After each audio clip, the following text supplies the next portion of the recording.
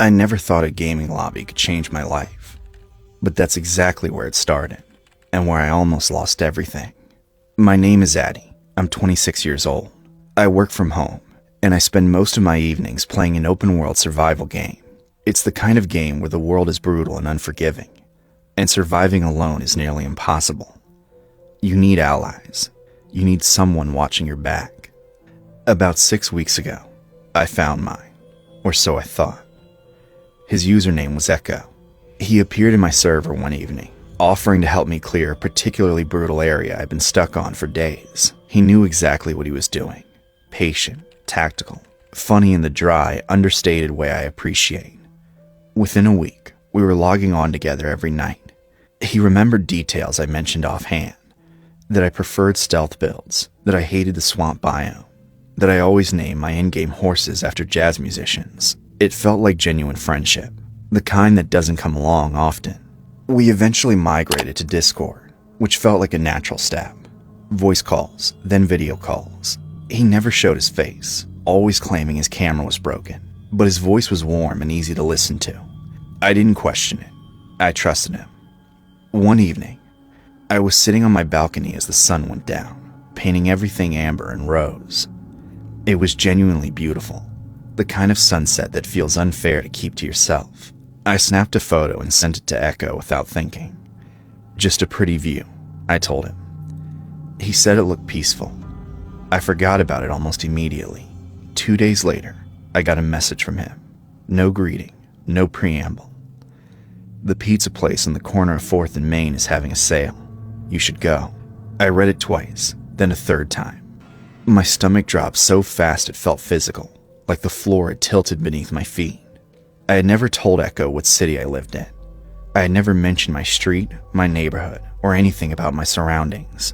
But that photo, the one I'd sent without a second thought, still had its metadata intact. GPS coordinates embedded invisibly in the image file, broadcasting my exact location to anyone who knew how to look. He had known where I lived for 2 days and said nothing.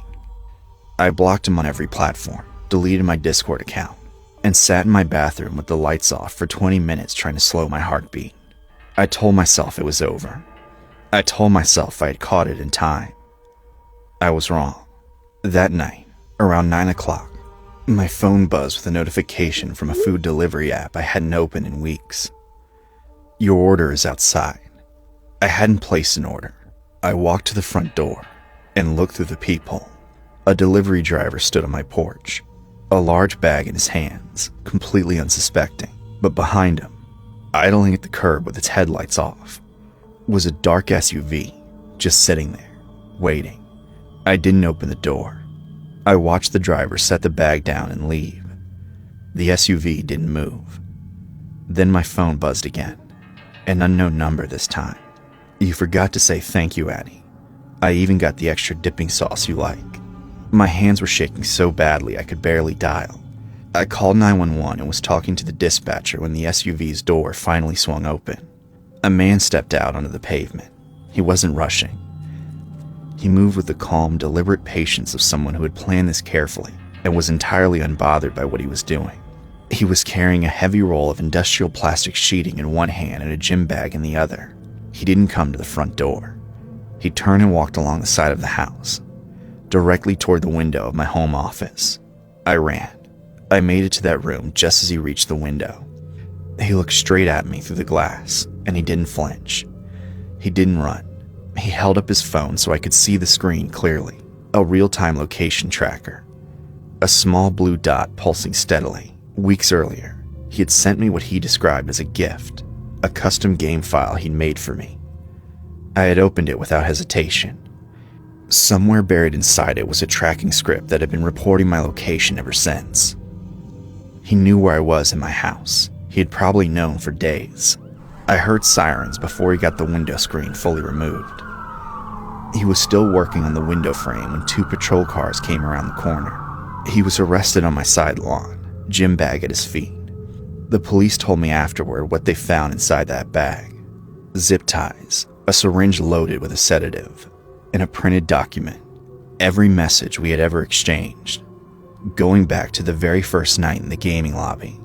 with my full home address handwritten at the top and highlighted in yellow. He had driven across 3 states to get to me. He had spent weeks building my trust, learning my habits, mapping my routines. The friendship wasn't real. It was architecture. Every joke, every in-game assist, every late-night conversation was a brick in a structure designed for one purpose. I still play sometimes. I still love the game.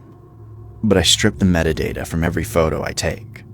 I never open unsolicited files, and I keep my location services off by default. I don't tell people my name anymore either. Not the real one.